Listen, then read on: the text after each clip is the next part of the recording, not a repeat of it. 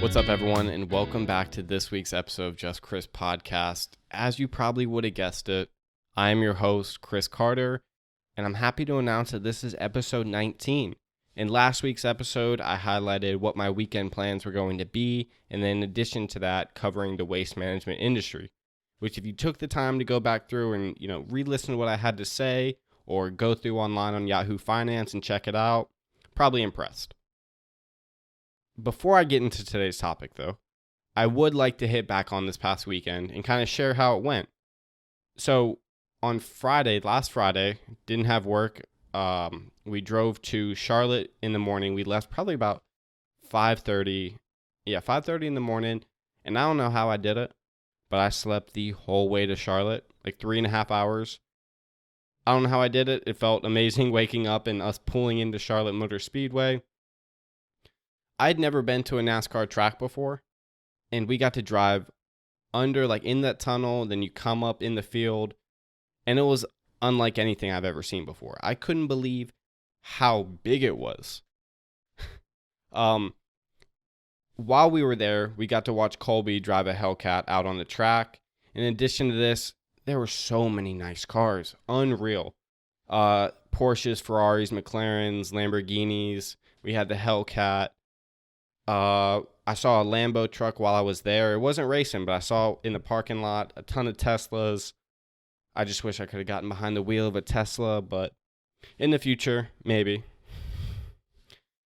While we were there, we were fortunate enough to get pit passes, meaning that we were able to go down and stand where, all the cars pull in, they get washed off, people load into the cars and drive them out onto the track. So I was like feet away from all these Lamborghinis, Ferraris, McLarens, Porsches, all of that. And I got a ton of great footage with it, which I'll be getting into it. But it was awesome. And then when Colby did go out and race in quotes, we went up in the stands and each driver was given the opportunity to go 4 laps around the track. Now, it wasn't the big track that you're probably thinking of. Going into it, I was expecting Colby to go up on, those super narrow bank or super steep banks and all that. Unfortunately, that wasn't the case. There was I'm sure if you're familiar with NASCAR and racing, there's like the inside track in the field, then you got the outside track. Colby raced around the inside track, and I think it was probably about a mile long, maybe a little less. But he drove 4 laps around that. But prior to getting into the car, he had to go and sit through a 25-minute course in one of the buildings that were out in the field. And while he did that, me, Kenner, Gabby, Alexis were able to go out on the actual track. Went out, I got to touch the grass, got to touch the track. I stood in the pit lane. It was wild. And, for a second, I thought we were going to get busted because I saw a security car pulling up and we're out there taking photos, and I stop and I look at him and I was like, you know what? I'm just going to walk over, see what's up. And I walked over to him. He's like, oh, you guys take your time out here. Just don't go out any further on the course. Say less. Lucky for us, he came in clutch and he got to take a photo of us out in the pit. Super cool about it, super laid back.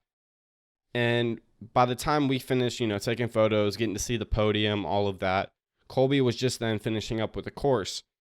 And before going out and actually driving, he paid to do a ride along in SRT, Dodge SRT something. I don't know. A fast car that sounded good. That's all I know about it. But he went out on that. We got to see, his driver and him race around the track. And that man was pushing it. That man was moving on the track. And by the time he got back, I'm sure Colby was like sitting far back in his seat, probably in shock. Because when he went from the Charger to the Hellcat, we were like, okay, he got a taste for it and he's about to rip it out on the course. What did Colby do? Did he rip it out on the course? Kind of. He got passed a couple times, but I mean, if I were in his position, out on the course behind this stupid fast car, I'd be a little anxious about it too. If I could compare it to anything, he drove kind of like a teenager driving for the first time. But he still got to say that he was able to go out, drive a Hellcat at Charlotte Motor Speedway. It was unreal, unlike anything I'd done before. Ton of great footage. I ran into one guy there because I was wearing my college shirt for our college basketball team. And I ran into a guy. He's like, "Oh, I know exactly where that's at. It's in West Virginia." I was like, "Yeah." He's like, "Yeah, I used to coach a camp up and down the East Coast. And for a lot of these camps, we had professional athletes come out to them. And you wouldn't believe this, but Vince Carter actually came out to your school and helped us coach a camp." And I was in awe. You're telling me Vince Carter, professional basketball player, was at my small school in the mountains at one point in time? I stood on the court Vince Carter stood on. Tell me that's not unreal. So getting to hear that, getting to watch Colby race in quotes, ton of good footage, meeting all these people. It was unreal. It was awesome. Kenner, Gabby's boyfriend, my sister's boyfriend, brought his Heelys to the track. And in my opinion, great investment. He killed it out there, but I'm still kicking myself for this because the one point where I went to the bathroom, Alexis and Gabby went to the car, and Colby was getting ready to drive. He is inside the garage, like if you're watching the movie Cars or, Talladega Nights, the garage where all the cars are in. So we were in there. Super great surface to Healy around. However, it was just a tad bit wet outside. It rained that morning. And so, all of us are gone, and Kenner's inside the garage, zipping around on his Heelys, and this boy wiped out. All of us missed him wipe out. The one time where I wasn't there and didn't have my camera on me, I missed a great wipeout. So that was kind of a bummer. Quite a few people saw it. People made comments, and I really couldn't imagine standing up inside this garage at a NASCAR track filled with people I'd never met before after busting my ass on my Heelys and walking to the bathroom, the walk of shame, with the wheels still in my shoes. He said he went to the bathroom, ripped out the wheels, and then went out the back door, only to walk back in front of the garage with all the doors open so everyone could see him. Poor execution. But still pretty bummed about that I missed that one piece of footage that would have made actual gold. Anyways, we left Charlotte. We left the motor speedway probably around I'd say 1:30 or so. Ran to the mall down the road, got a bite to eat, and then we were on the way to the mountains. And we got an Airbnb out there, a little cottage in the woods, and it was the perfect location.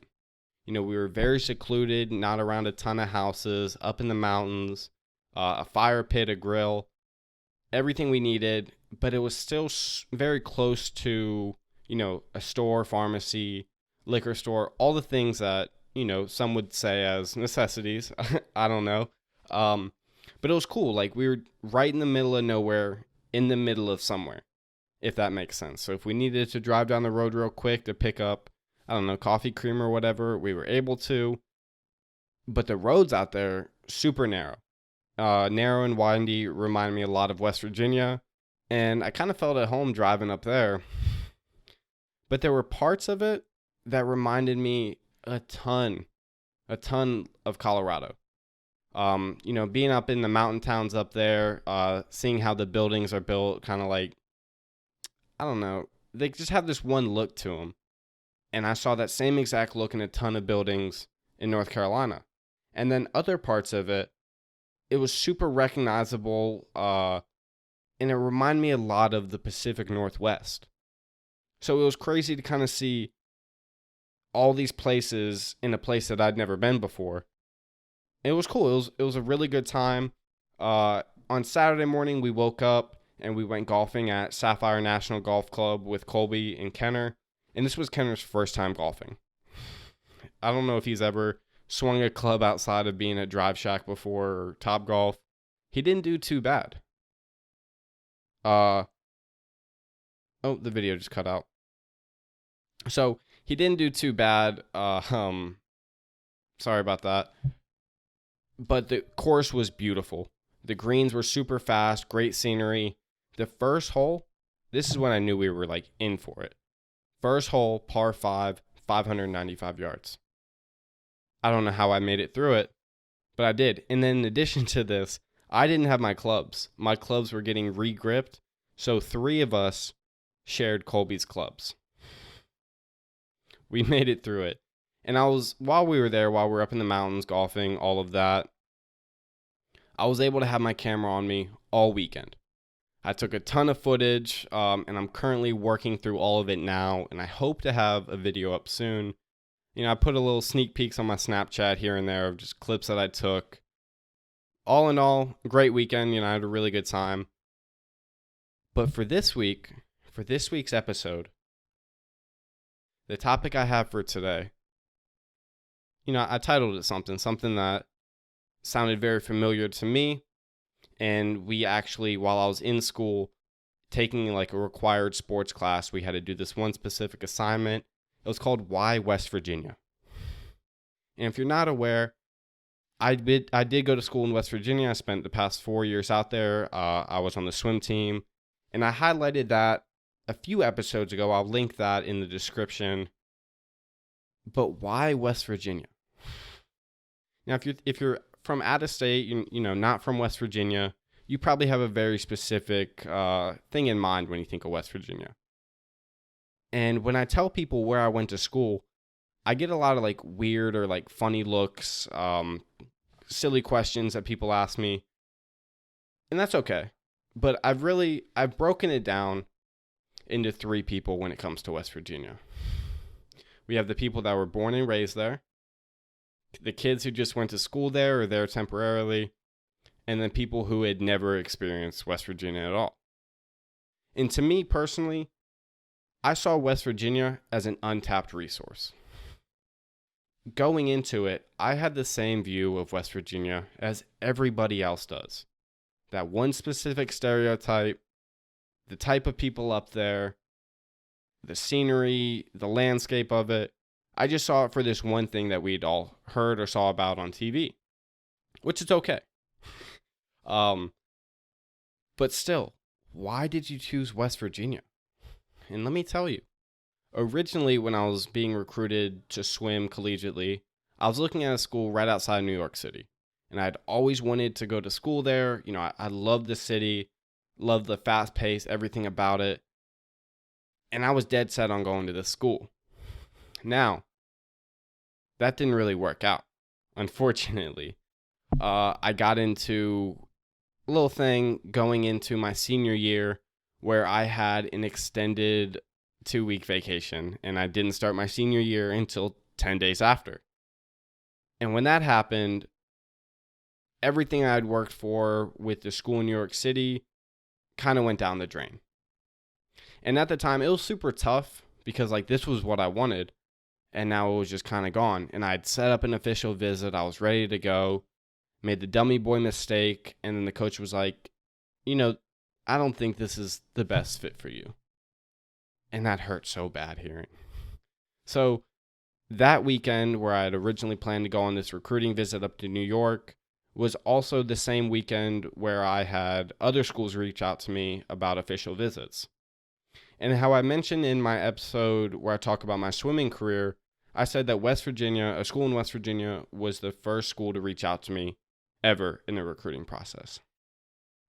So this doesn't work out in New York. I'm going through the emails, just looking like I still want to go on an official visit. I still want to check somewhere out. So go to this email, respond back to the coach. And I took up the opportunity and I went to West Virginia that weekend for my official visit. This was my first official visit, first of a few. But I could have gone without seeing other schools after this experience. Now, I went into the official visit with the same attitude or the same viewpoint as everybody who hasn't been to West Virginia before. Everyone thinks of that same stereotype, the same landscape, the same type of people. And I wasn't all that thrilled to go up there. I just wanted to get out of town. I wanted to go on an official visit. But when I got to campus, we go in this super huge, nice mansion, and they sit all the kids down. They're like, this one guy tells us, he said, the first thing he tells us, he said, you'll know right away if this is where you'll want to be. And at the time when he told us that, I was like, yeah, okay, like kind of skeptical about it. Like, I'm not seeing it yet. It's not hitting me. I don't know if this is where I want to be. But the moment that I got away from my parents and I met up with my teammates, that's when it hit me. This was where I wanted to be. We went out on my visit. We went to the rope swing, went to the river, went out to eat, really got to experience West Virginia in Elkins. And I fell in love with it. I texted my mom that night. I said, this is it. This is where I want to go. And it's crazy to think that I was so skeptical about it. But then I actually, I'm there doing stuff. And I love it. And I knew right then, that's where I wanted to go to school. And I went on these other visits, and none of them touched the school in West Virginia. I compared everything to that experience. And none of them came close. So signed my my letter of intent. I was ready to get on campus. And at the time, this was September, and I wouldn't be moving in until the following August. I had 11 months to go. So I had to go through my whole senior year before I could finally go to West Virginia. But the time came.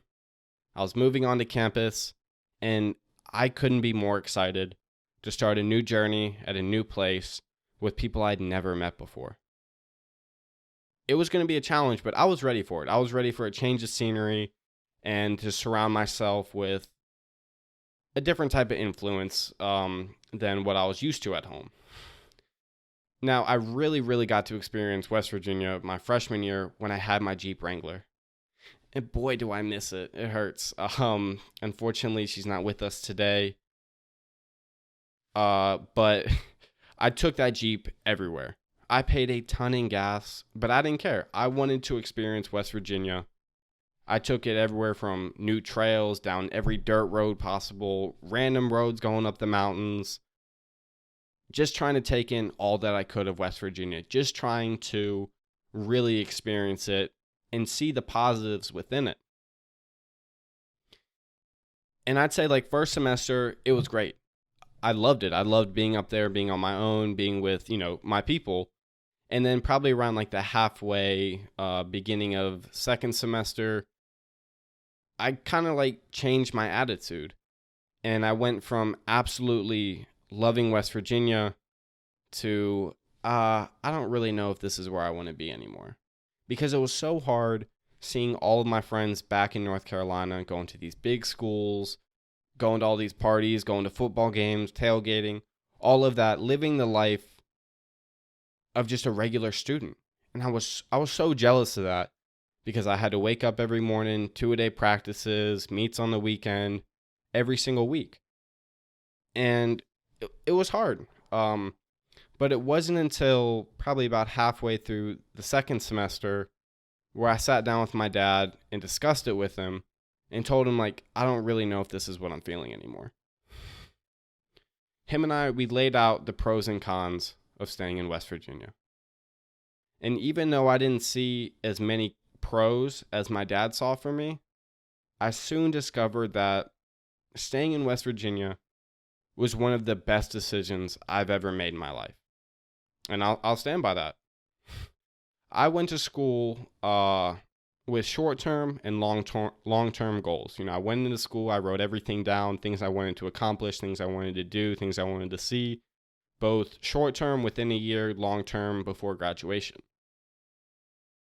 And each of those points were brought up when I was weighing out the pros and cons with my dad.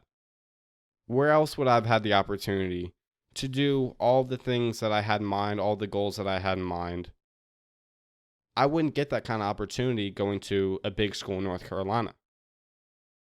I mean, where else would I be able to do all of this at once? I was a resident assistant. I was the president of my fraternity, captain on the swim team. I was highly involved on campus, and I had a pretty big voice in campus affairs. And how could I leave something like that? Now, at the time, I didn't see any of that coming. It was just a thought in my mind like, yeah, I want to be the captain of the team.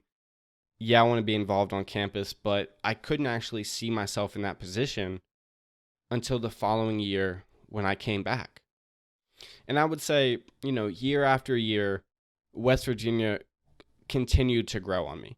Year after year, I was more excited to come back, see all my friends, be back in the mountains in the fall, go to the river, green everywhere. It was beautiful. It was honestly beautiful. But I got to do a ton. Like, as the years went by, I experienced more and more. I had opportunities going to West Virginia University football games, spent some time in Morgantown, seeing the little nightlife up there. I hiked mountains, I explored caves, I learned the history and culture of West Virginia. But most importantly, I met I met incredible people. And if I would have went home after my freshman year, I wouldn't have been able to do any of that. I wouldn't have met any of the people that I did, see any of the things that I did, got to experience any of that stuff. I wouldn't have been able to say that I went to a West Virginia football game in St. Country Roads at the end. But by staying there was an incredibly smart decision. And in West Virginia, while I was in school there, it taught me hundreds, if not thousands, of lessons. Easy ones, hard lessons.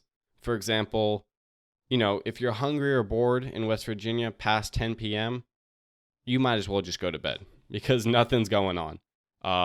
And that was hard to kind of face because I went from being in a pretty populated area to quite literally the middle of nowhere, West Virginia. And when I say the middle of nowhere, from probably about 2 hours out from school, there was no reception. I didn't have any reception for the last 2 hours of the drive. And then you get into the town, and reception for Verizon is non-existent. Having my phone on me was pretty much useless. So that was super hard to do. I mean, it was just a culture shock going from, big town or larger town right outside of the state capital to something so small. But, it was worth it 100%. And I found that when it came to entertaining myself and friends while we were there past 10 p.m. on the weekends outside of practice and class, I had to learn that you have to go out of your way to make your own fun. And I saw that this was a challenge for a ton of people that chose to go to school there. And I would say for the most part, the result of this was students left the school to either continue their education somewhere else or find a school with a better sports program. And it was super tough to see because, as the years went on, I became more and more of an advocate for my college, for West Virginia. And it was hard, people just didn't see the same vision that I saw with it. They didn't see the potential that I saw. They didn't view it as an untapped resource, which was hard because year after year, some of my closest friends left school. And then come the end of college, there was only one senior left on the team with me. But that was tough. But I would say that West Virginia was exactly what I needed in my life at the time. I went from, it's tough to admit this, but I went from an immature hot boy in high school to being humbled super quick. Going from a high school of 3,000 plus students to a college of less than 1,000 students. At one point, I don't know if it changed much, but there were 750 students at my school. 750 students. When I'm telling you, everybody, everybody. But the campus, the campus atmosphere and the family setting made going to school there so great because everywhere you go, you can have meaningful conversations with people. And it's not being in a big school setting where you might not ever see that person again. So going from 3,000 students to less than 1,000 students at school, huge culture shock. Going from a city of 21,000 people plus right outside the state capital to a town of just shy of 7,000 people was hard. It was super hard. Like, I'm super active. I love to be doing stuff all the time. And to go from having access to the city, all these stores, shopping, everything like that, to being an hour and a half from the closest Chick-fil-A, it wasn't easy. But I would say, in the end, looking back, I absolutely loved West Virginia. I loved everything I got to do there, all the people I got to meet, all the things that I got to experience. It was amazing. And quite honestly, I wouldn't be half the person I am today if it weren't for, wild and wonderful West Virginia. I think I would have made strides if I were to go to another school, but I don't think I would have been put in the positions that I was put in while I was at school. I don't think I would have had the leadership opportunities. I don't think I would have gotten to, meet all these people and have close relationships with all of them if I would have transferred after my freshman year.